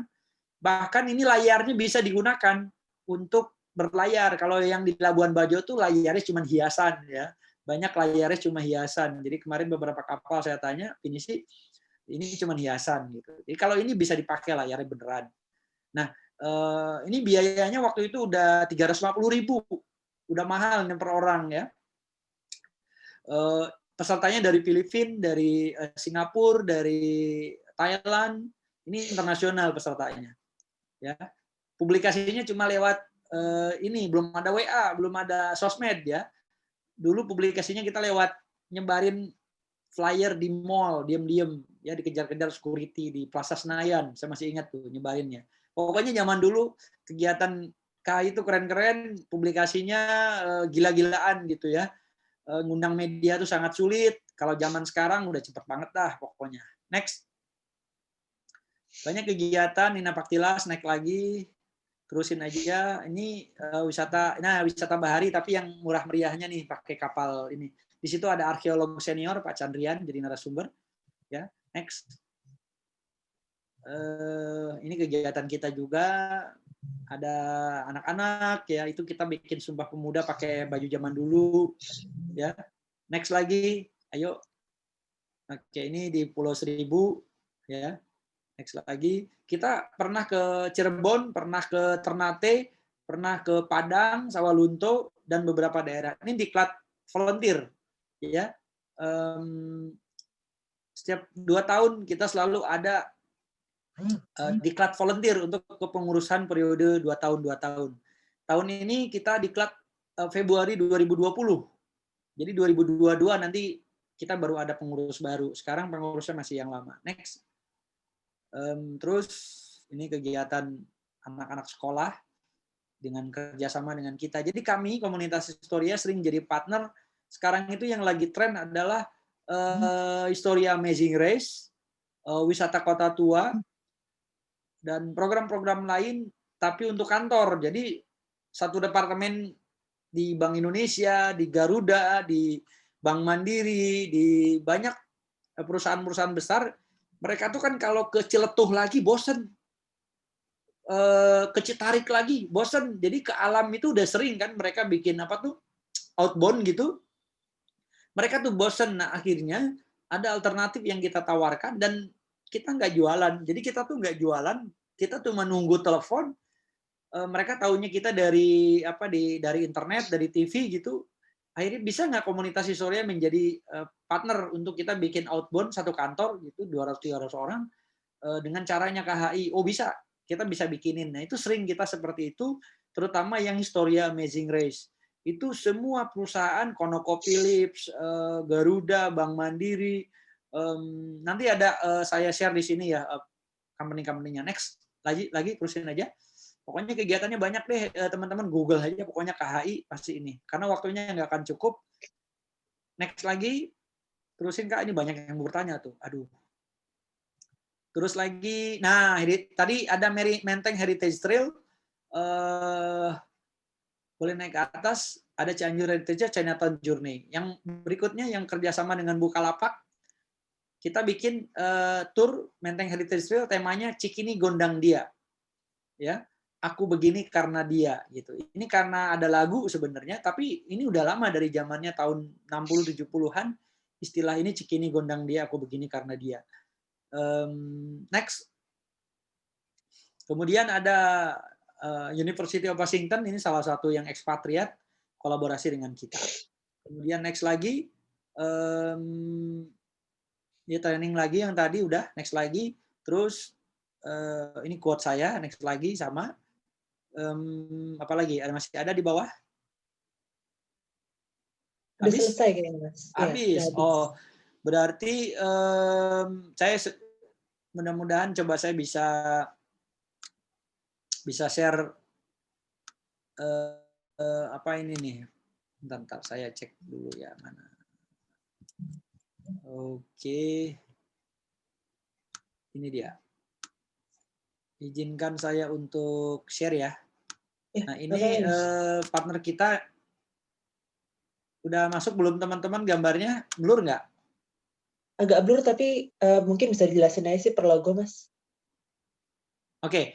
Ini ada kementerian dan lembaga, DPR RI, Kantor Staf Presiden, Bank Indonesia, Kemenq, TNI, Kemenhan, Kemendikbud, ini logo apa ya yang ini? Widya Yuda Caksan, Dinas Sejarah Angkatan Darat, Kemenpar, BNPT, Kominfo, Pusat Sejarah TNI, Kemensos, dan Kemen-PUPR. Itu bekerja sama dengan kita. Pemerintah daerah ini Banten, Jakarta, Sawalunto, Ternate, Kedutaan Besar Belanda. Ini banyak banget kita sudah kerjasama. High Scope, sekolah-sekolah ini, Kak Seto, Cikal, Mandiri, Pahoa, UNJ, ya ini nih, Lab School, London School, UNES. Banyak yang udah bekerja sama, nih XL, Garuda Indonesia, BCA, Aqua, Jasara Harja, Danone, Pepsodent, Astra, Agung Toyota. Teman-teman banyak, nanti Aturin akan masuk juga logonya di sini. Karena sudah pernah bekerja sama dengan kita dalam kegiatan kita. Media, Metro TV, Kompas, dan lain sebagainya. Saya kira mungkin itu kita diskusi dengan pertanyaan. Mudah-mudahan saya bisa menjawabnya. Demikian Mbak Arisa, silakan. Ya, terima kasih. Terima kasih banyak Mas, udah pemaparan materinya bagus banget. Aku juga udah kagum banget sama KHI, banyak banget kegiatannya ya ternyata ya. Terima kasih. Mungkin sebelum mulai pertanyaan ke teman-teman semua ini, aku boleh nanya duluan nggak Mas? Boleh dong, silakan Mbak. Spesial. Aku mau nanya nih, tahu nggak sih Mas istilah the history is written by the person who wins, atau sejarah itu ditulis oleh pihak yang menang atau pihak yang mendapatkan keuntungan. Itu pendapat Mas kayak gimana sih? Menurut Mas kayak sejarah itu apakah memang benar ditulis oleh orang-orang yang menang, ataukah gimana sih sebenarnya kita untuk mengetahui kredibilitas dan validitas dari suatu sejarah seperti itu? Oke, ini pertanyaannya menarik ya. Saya punya quote, tapi saya lupa ditaruh di mana ya, sebentar soal itu. Wait. Nah, oke. Oh, wait. Mudah-mudahan bisa ketemu nih. Oke, sebentar ya. Jadi gini Mbak Disa, nah ini dia, udah ketemu. Kalau sejarah itu ditulis, nah ini nih, kalau sejarah itu ditulis oleh mereka yang menang, maka masa depan itu diciptakan oleh kita yang berjuang. Jadi ini justru quote saya nih. Betul, jadi memang sejarah itu selalu menjadi domainnya pemenang. Kenapa? Gini, Karena di masa lalu yang punya kekuatan, yang punya modal, yang punya kekuasaan terhadap apapun adalah seorang raja, seorang pemimpin, which is rata-rata mereka laki-laki semuanya. Jadi makanya istilah sejarah itu dalam bahasa Inggris disebutnya his story, ya, bukan her story. Ya, jadi his story itu cerita dia, cerita yang menang itu. Kenapa? Karena penguasa yang bisa memenangkan perang, yang dia akan bisa menuliskan sejarahnya. Nah, makanya seorang raja, seorang Napoleon Bonaparte itu didampingi oleh beberapa juru tulis dan juru lukis. Kenapa? Karena zaman dulu belum ada fotografer dan jurnalis. Jurnalis ada, tapi yang penulis tadi. Jadi kalau kata Napoleon, yang ini jangan ditulis, ini celah buat gue, ini aib, jangan ditulis gitu. Makanya yang ditulis pasti yang baik-baik, yang dilukis pasti yang keren-keren. Makanya orang Belanda dulu ini belum ada teknologi foto, karena teknologi foto itu baru ada 1850 ke sini. Zaman dulu tahun 1600, tahun 1700 itu ngandelin juru lukis dan juru tulis. Nah, yang saya lucu itu adalah bagaimana bisa zaman dulu belum ada foto. Ini kita lihat Wali Songo aja ya. Wali Songo tuh walinya 1, 2, 3 gitu. Itu 9 walinya tuh ada lukisannya. Saya katakan itu hoax, itu bohong, itu imajinasi pelukis. Makanya ini yang sedang ditelusuri oleh banyak sejarawan, siapa sih pelukis Wali Songo itu gitu, yang bisa ngawur bikinin orang mukanya kayak begitu gitu. Nah, ini lucu gitu. Di sejarah kita nih banyak yang demikian gitu. Oleh sebab itu, makanya teman-teman harus mempelajari sejarah secara mendalam itu betul, ya. Banyak baca buku, mau bukunya ini bohong atau enggak, yang penting baca buku. Kenapa? Karena buku itu menjadi sumber referensi yang paling bertanggung jawab, paling bisa dipertanggungjawabkan. Ya, kenapa saya dibayar mahal oleh banyak perusahaan, KHI diminta oleh banyak perusahaan untuk menuliskan sejarah, oleh Bank Indonesia sekalipun, tapi kita menggunakan sumber-sumber yang kredibel, yang memang kita verifikasi dulu sumber itu. Ya, nggak bisa sembarangan gitu. Jadi kalau sumbernya udah kredibel, udah jadikan sumber oleh kita. Gitu, Mbak. Jadi sejarah yang benar bahwa sejarah itu demikian adanya. Nah, kenapa? Karena yang bisa bayarin itu juru tulis dan juru lukis, ya. Kalau zaman sekarang yang bisa bikin konten video ya dan content writer atau copywriter ya mereka yang sekarang bisa menguasai dunia dengan menyiarkan berbagai informasi konten di dalam sosial media atau bahkan di media mainstream gitu. Jadi makanya sekarang era konvergensi ini memungkinkan generasi muda tidak bisa memiliki banyak akses yang boleh dibilang seragam, justru malah jadi beragam, dan ini memunculkan banyak kontroversi sebenarnya, dan belum tentu itu benar gitu. Oleh sebab itu nggak bisa semuanya di Google baca buku. Informasi di Google bisa jadi menyesatkan. Teman-teman ambil di Google, di website ini diakses tanggal sekian jam sekian, besok lusa udah hilang lagi, domainnya nggak diperpanjang, hilanglah sumber referensi kita. Makanya baca buku akan terus ada kan, dan setiap orang pasti punya karena dicetak ribuan. Seperti itu, Mbak Ardisa ya. Ya. Oke, ini kita lanjut aja ke pertanyaan dari teman-teman. Udah banyak banget. Ada kurang lebih 10 nih Mas pertanyaan, nggak apa-apa ya Mas? Waduh. Oke, siap. Oke, nih pertanyaan pertama dari Meilana. Itu bagaimana pendapat Kak Asep tentang betapa tersegmentasinya wisata sejarah? Kenapa nggak banyak peminat jenis? Kenapa tidak sebanyak peminat jenis wisata lain nih? Terus dia juga nanyain gimana sih cara join KHI gitu. Oke. Halo Kak, mau tanya begini, pendapat Kak Asep tentang betapa tersegmentasinya wisata sejarah. Oke. Gini. Memang wisata sejarah itu wisata bukan untuk sembarang orang. Ya, wisata sejarah kalau di dalam kajian pariwisata itu segmentasinya high end. Jadi orang yang sudah secara ekonomi lebih mapan gitu. Sok bayangin aja kalau kita yang ke Eropa pastikan yang menengah ke atas tuh, yang bisa bayar tiketnya belasan juta, yang nginepnya di hotelnya juga mungkin mahal, ya. Yang kita ke luar negeri, kalau kita sudah ngerasa bahwa diri kita adalah orang mampu, kita akan berwisata ke tempat-tempat yang justru yang unik tadi. Yang unik itu adalah sejarah, kebudayaan, itu selalu unik. Makanya kita ke gedung tua, ke museum. Dan mereka yang merasa hidupnya mapan, justru akan menikmati sejarah. Kenapa? Kalau orang yang kita masih mikirin perut, kapan besok makan apa, mungkin nggak akan ada wisata ke museum gitu. Jadi memang tersegmentasi, jadi akhirnya betul ya. Makanya saya diminta oleh Kemenpar menyusun strategi roadmap ini untuk penyusunan pariwisata Indonesia untuk heritage tourism ini. Itu juga targetnya high end ya, luar negeri bahkan gitu, orang-orang asing.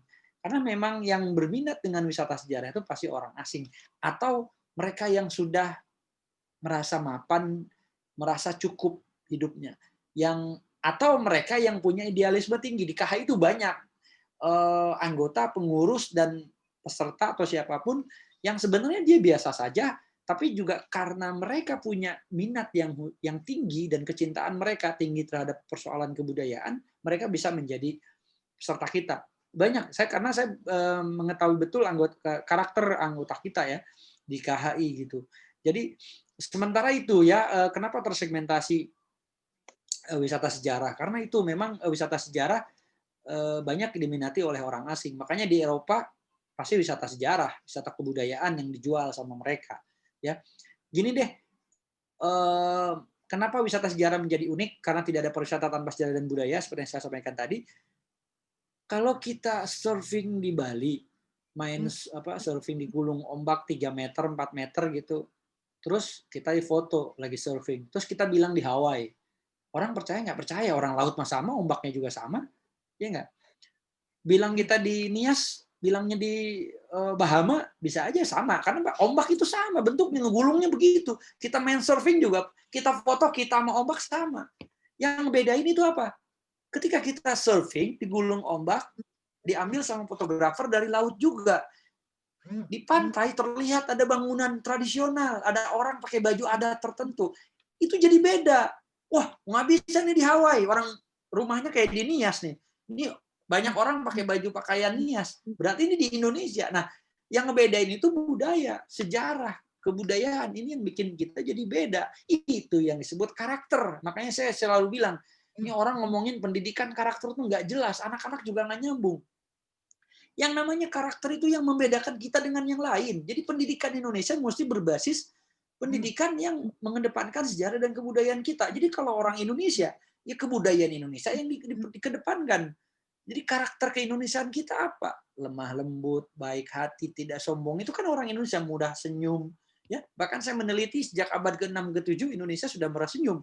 Ya, terbukti di relief Candi Borobudur, perempuan-perempuan itu senyum semua. Gitu.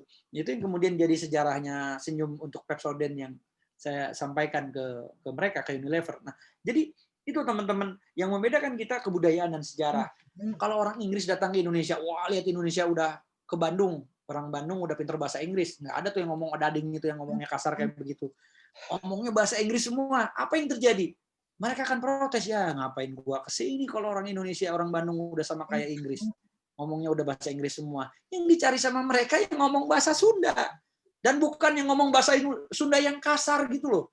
Jadi makanya saya tuh, kenapa sih orang ngomong kasar? Itu kan justru menjelekan orang Sunda sendiri. Kenapa sih mesti diviralkan?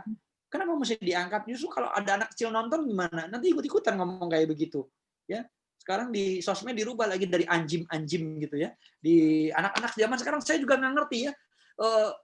Bundanya sudah mulai aktif ya bun gitu, istilah-istilah yang sekarang itu buat saya tuh, umur saya udah 40 ya, banyak menemukan istilah-istilah di sosial media yang kadang mesti berpikir dulu mendalam baru paham. Lama-lama ada istilah sudah aktif bunnya, jadi saya juga nggak ngerti itu apa maksudnya ya. Coba deh, terus istilah-istilah lain deh yang anjim lah apa, saya tuh lama-lama anjim itu saya jadi tahu itu maknanya binatang gitu, tapi dia perhalus sama dia. Nah, inilah zaman yang sekarang ini, makanya budaya kita akan tergerus begitu cepat seiring dengan zaman yang terus generasinya ini yang merubah.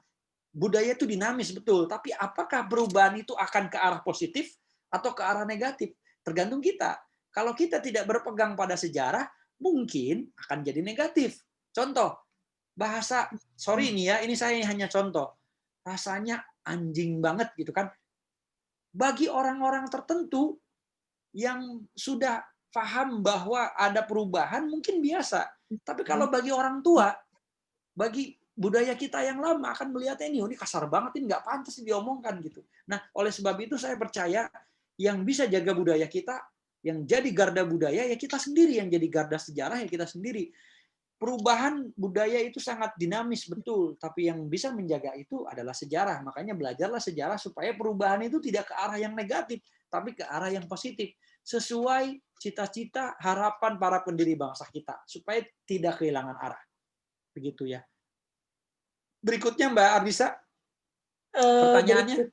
Berikutnya itu ada dari Dekoni, bagaimana caranya agar kita dapat mendorong kerak kegiatan historical tour, serta cara memajukan tempat wisata sejarah seperti itu. Oke. Jadi bagaimana memajukan? Tadi Mbak Milana itu tanya join KHI ya, saya lupa Iya, menjawab. itu ya.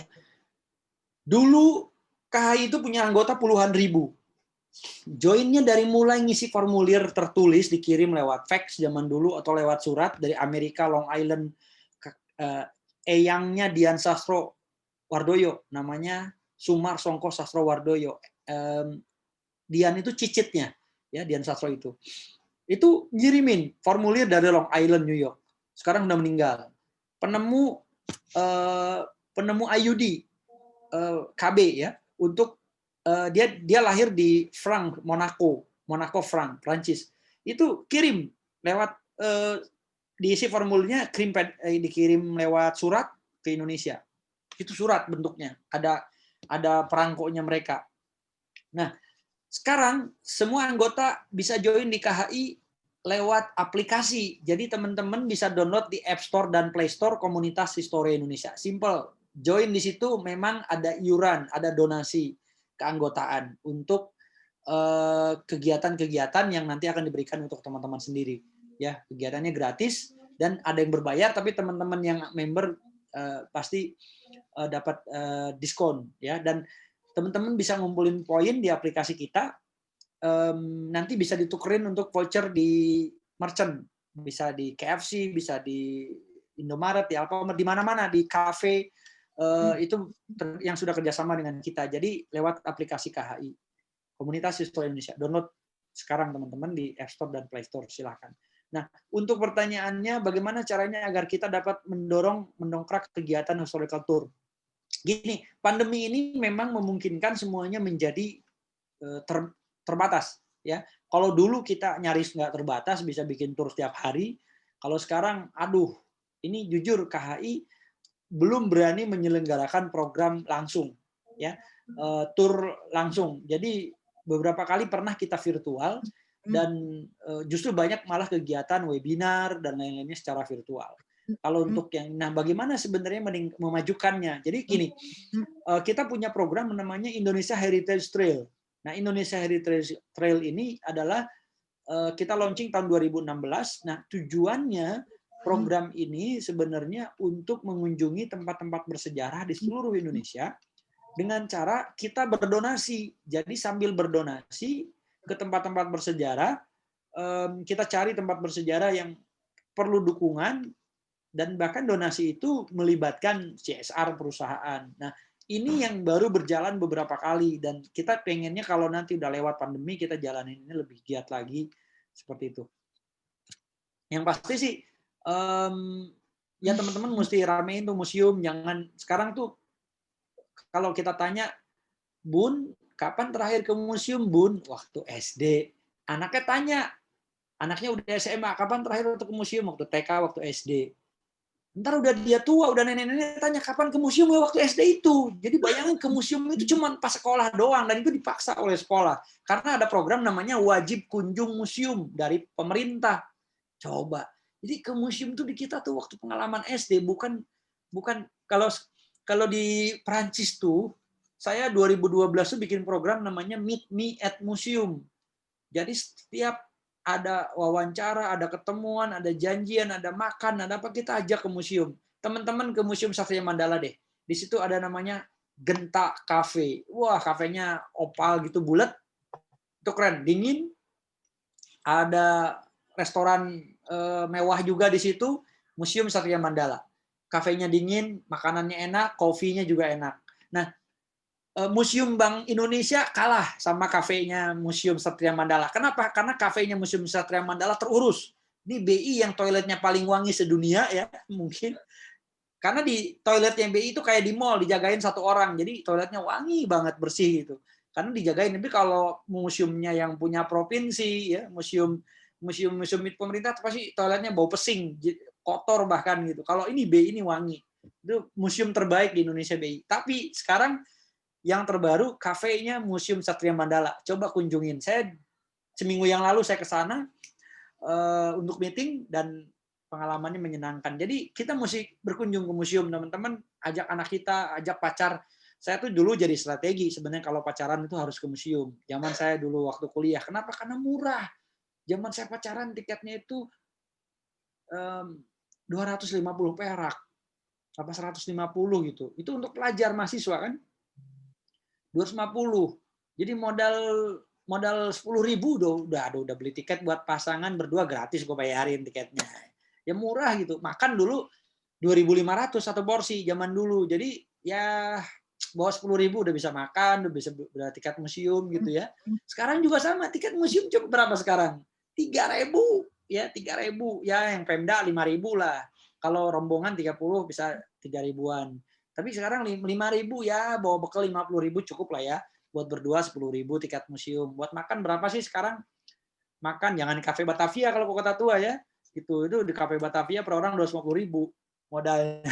Kalau mau yang nyari 25.000-an ada tuh di Kota Tua ya, nyari rumah makan Padang ada namanya Batavia Minang tuh dekat Kali Besar. 25.000 udah plus es teh manis itu. Ya. Jadi mesti pinter-pinter modalin hidup itu ya gitu. Jadi kalau mau ngirit bawa pacar ke museum aja, jangan ke mall gitu. Ya, next pertanyaannya Mbak Ardisa. Nih udah mau jam 3 nih. Pertanyaannya dari Mas Kautsar itu ada bagaimana cara generasi muda mengembangkan bidang sejarah dipadukan dengan skill kepemimpinan. Juga bagaimana kontribusi yang dilakukan di bidang sejarah untuk membantu program pemerintahan. Wah, ini pertanyaannya berat-berat dari tadi nih ya. Ini Mas Kautsar juga pertanyaannya keren nih. Aduh, luar biasa ini. Bidang sejarah dipadukan dengan skill kepemimpinan. Ini yang penting karena teman-teman di TNI itu pembinaan mental prajurit, bintal prajurit itu pakai sejarah gitu ya. Coba kalau teman-teman ikut pelatihan dengan TNI pasti itu kuat sekali sejarahnya di situ ya. Jadi betul bahwa memang kepemimpinan itu skill-nya hanya bisa diperoleh dari pemahaman sejarah. Nah, dan kontribusi yang bisa dilakukan nih di bidang sejarah untuk membantu program pemerintah banyak. Isu pelajaran sejarah mau dihilangkan itu memang niscaya ya.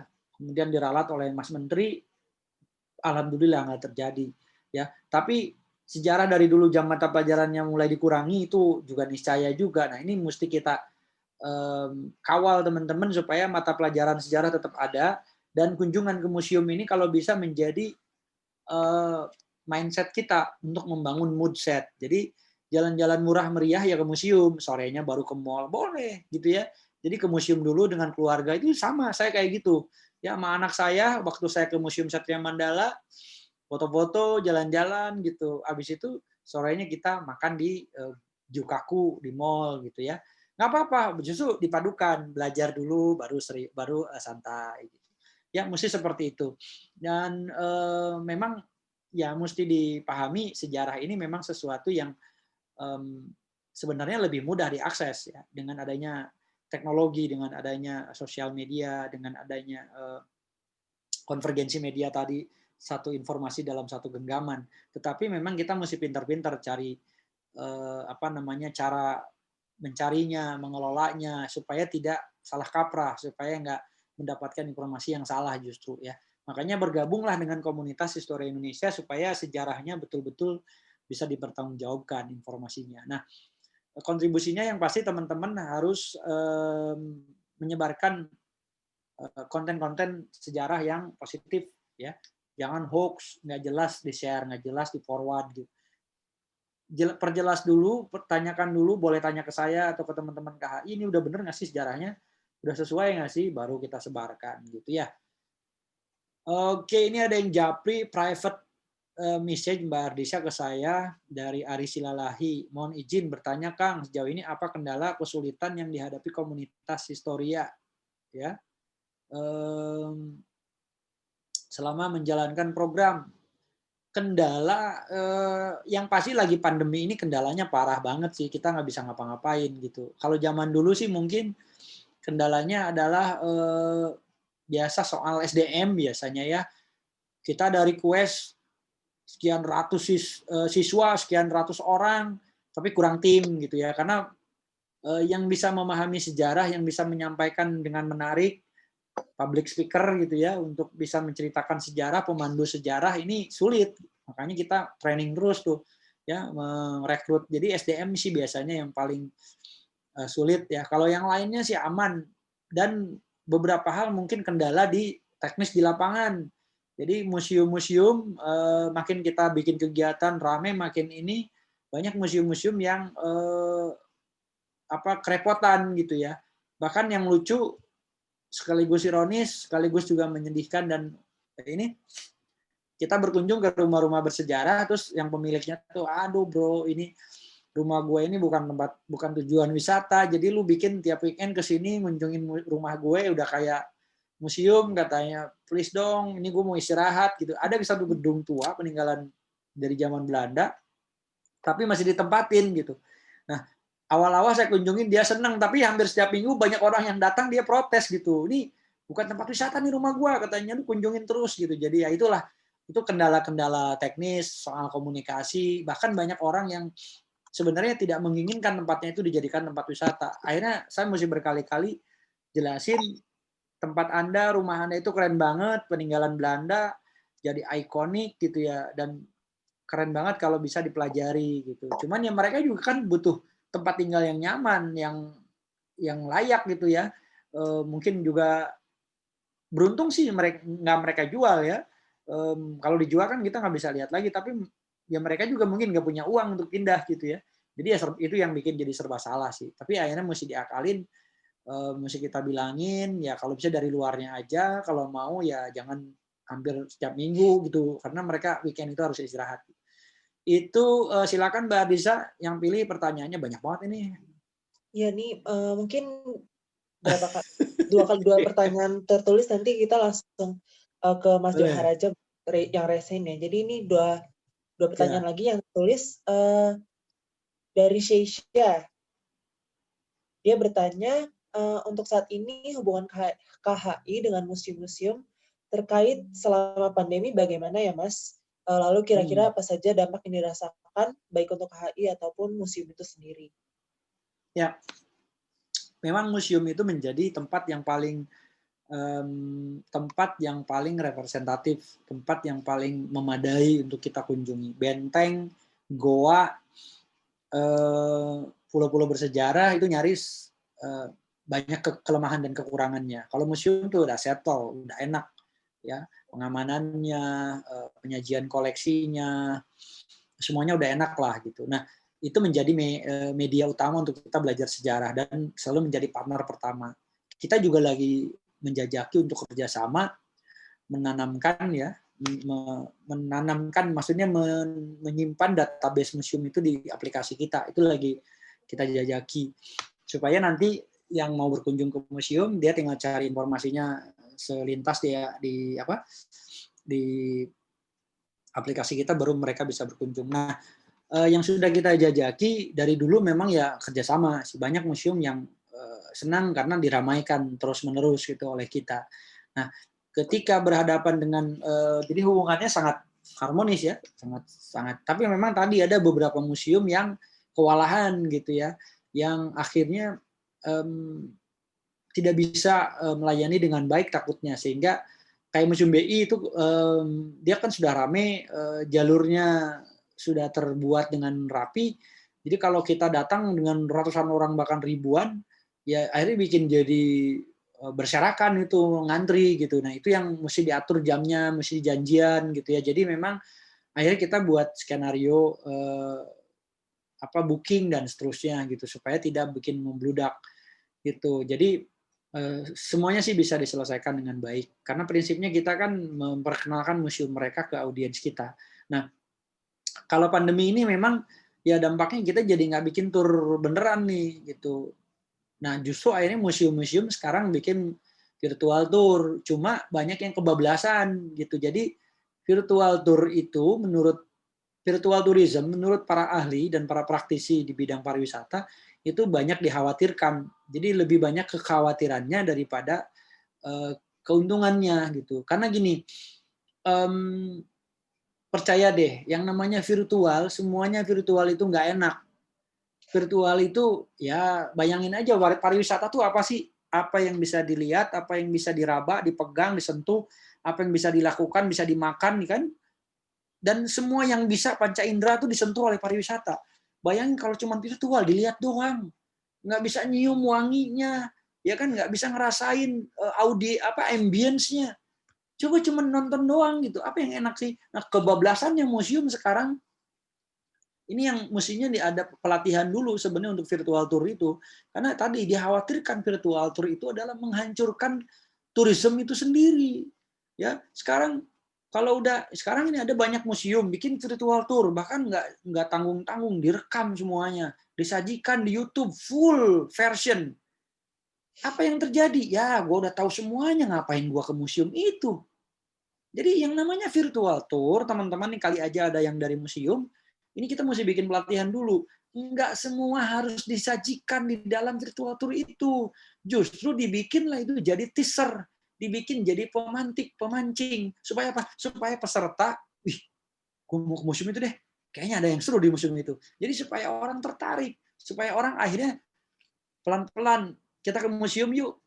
Karena ada informasi cuman sekilas gitu, kok kayaknya penasaran gue. Nah, bikinlah orang jadi penasaran dengan virtual tour itu supaya next dia bisa bikin turnya beneran datang ke museum. Dan ingat, virtual tour jangan sampai orang akhirnya nggak beli tiket. Bayangin kalau mau ke museum tiketnya mahal 70 sampai 100 ribu kayak Museum Macan itu.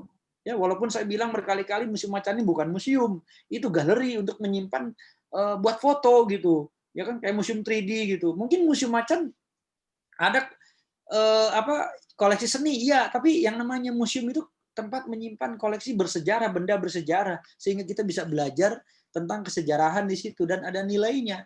Kalau di Museum Macan mau ditaruh koleksi bersejarah, lukisan bersejarah, baru itu bisa dibilang museum. Nah, jadi kalau ke museum, bayangin tiketnya 100 ribu, 70 ribu, terus kita nggak beli tiket, kita cuma nonton online. Museumnya hidup nggak? Pegawainya bisa hidup nggak? Selama misalnya museum itu hidupnya dari tiket museum, ya udah nggak ada penjualan. Jadi akhirnya virtual tour, gue udah cukup lah, nggak usah beli tiket. Online aja bisa lihat semuanya kok, di YouTube ada misalnya. Atau lewat 360 derajat video atau foto yang kita bisa lihat langsung.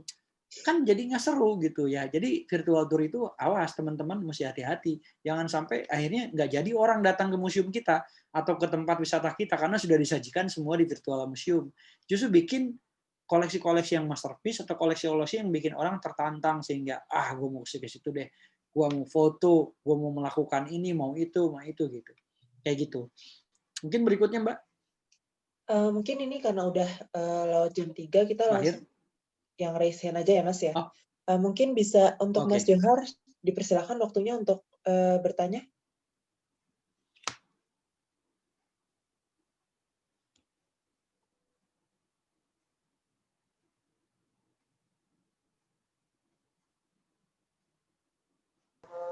Halo,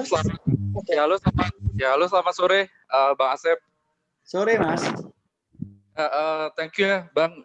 Pertama, terima kasih banyak. Aku udah tahu ada komunitas Historia ini dari mungkin lebih dari 10 tahun lalu ya. Dan makasih. Memang konsisten ya. Tadi memang misinya adalah untuk meningkatkan nasionalisme ya, terutama mungkin budaya. Tadi juga Selamat sudah terpilih sebagai tenaga ahli di Kementerian Pariwisata dan Ekonomi Kreatif. Aku yakin mereka nggak salah pilih. Semoga nanti Abang Kasih. dari kementerian dan mengajukan pariwisata, terutama yang berbasis sejarah. Nah, ini aku mau tanya. Tadi gini, kalau kita belajar sejarah, Indonesia itu kan sejarahnya kaya sekali ya. Mulai dari zaman kerajaan, sebelum kemerdekaan, kemudian pasca kemerdekaan juga ya. Nah, kalau menurut saya, dari sejarah itu harusnya kita bisa bersyukur ya, kayak kita udah hidup di alam merdeka dan kita mungkin gimana menjadi warga negara yang cinta tanah airnya gitu ya. Nah, sekarang kondisinya kalau kita lihat berita kan orang berpolitik lah, apalah, orang ribut lah segala macam ya.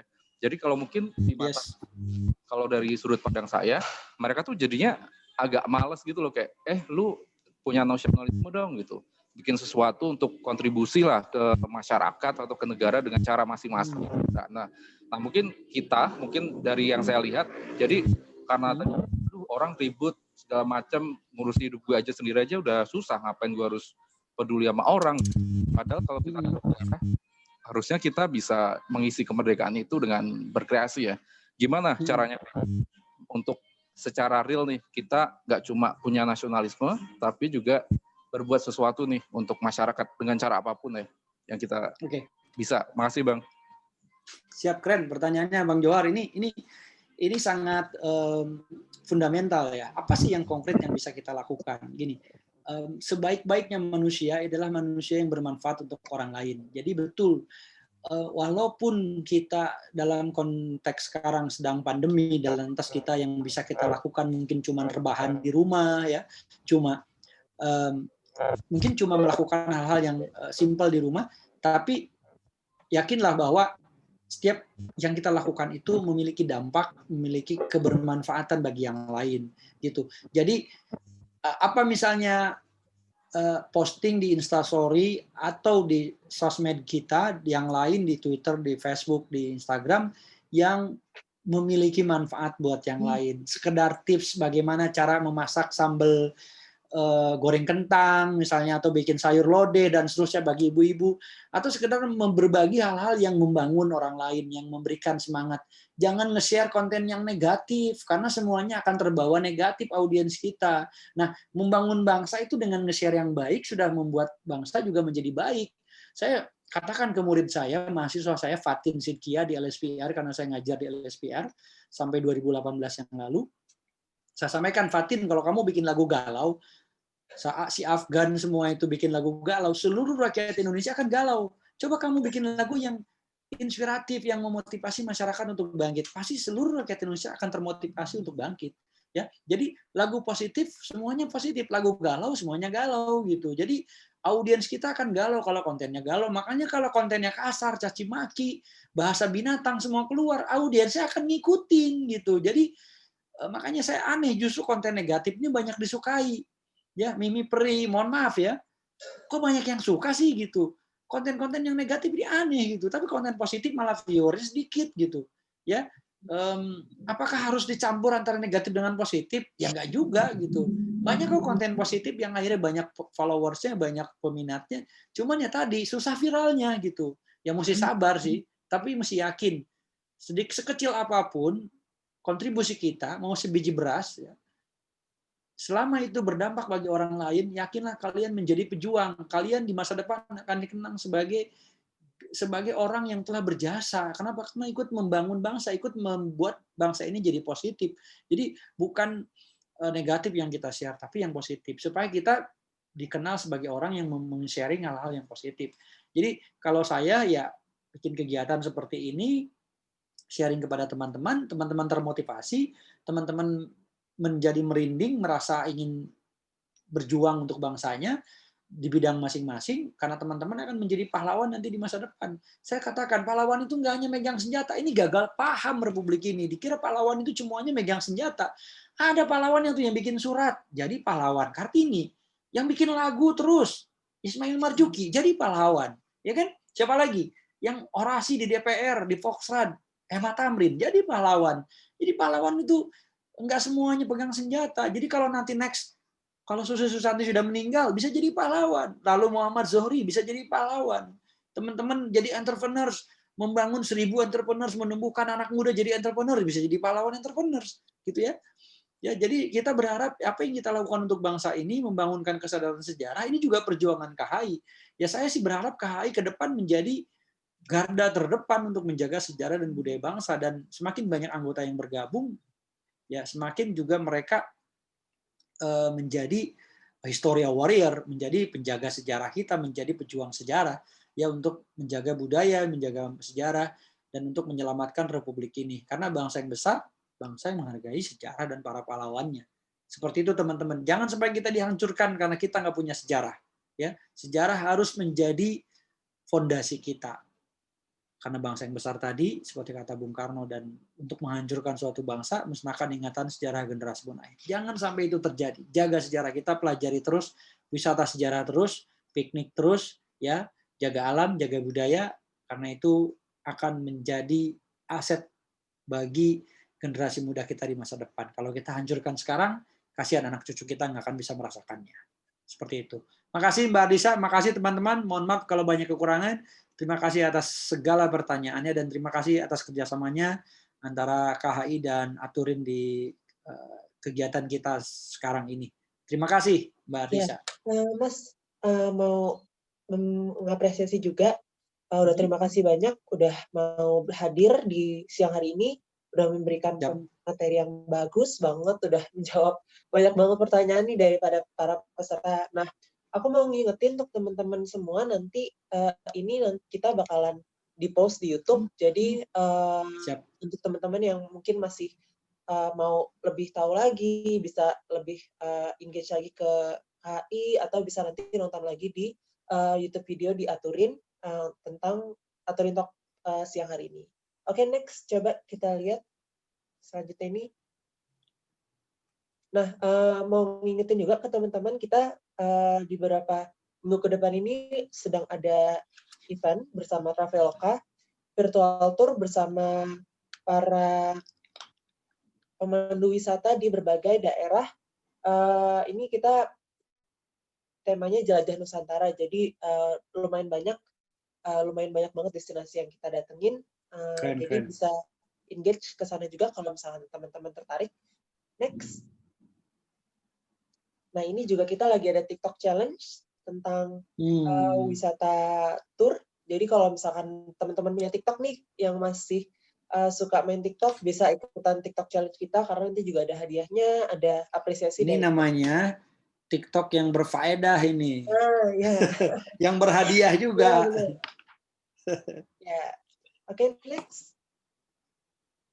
Nah, ini kolaborasi dengan Aturin. Kalau misalkan teman-teman tertarik, atau KHI juga tertarik untuk berkolaborasi lagi dengan Aturin, bisa link kolaborasi kita di www.aturin.com partnership.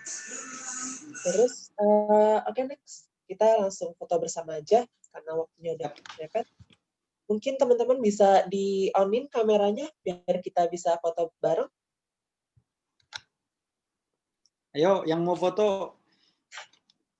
Barang siapa tidak mau difoto, barang siapa tidak mau difoto, dia tidak akan dikenang dalam sejarah. Jadi harus difoto. Oke, Jessie bisa dikasih ababanya ya untuk foto. Kalau enggak, ininya apa, profil Zoom-nya ditambahin foto gitu. Oke, dihitung ya teman-teman. 1, 2, 3. Asik, kedengeran banget nih. Oke, sekali lagi. 1, 2, 3. Oke, udah. Makasih teman-teman. Mantap. Oke, makasih Jessie. Oke, sekali lagi aku mau ngucapin makasih yang sebesar-besarnya untuk Mas Asep dan pihak dari KHI yang udah mau bersedia ikut dan jadi pembicara di siang hari ini. Aku juga mohon maaf kalau misalkan masih banyak kesalahan, masih banyak kekurangan dalam menjadi pembawa acara. Nanti teman-teman yang mengikuti akan mendapatkan sertifikasi, dan tentunya juga Mas Asep akan kami berikan sertifikasi sebagai pembicara di siang hari ini. Terima kasih, Mbak. Sekian dari saya. Terima kasih semuanya. Sekarang bisa live dan melanjutkan aktivitas. Terima kasih semuanya, Terima kasih semuanya. Makasih loh teman-teman. Aduh, ini pertanyaannya banyak, komennya banyak. Makasih ya. Makasih Mbak Risa, Mbak Jessi, Ya, dan makasih teman-teman banyak yang lain. Mas. Ya, Salam makasih. buat Mas. siapa CEO-nya itu? Kak Riko. Pak siapa? Ada Mas Riko. Salam ya. Ya, Salam. Terima kasih. Selamat makasih siang, banyak ya, Mas selamat sore. Praset. Assalamualaikum. Ya, selamat sore. Ya.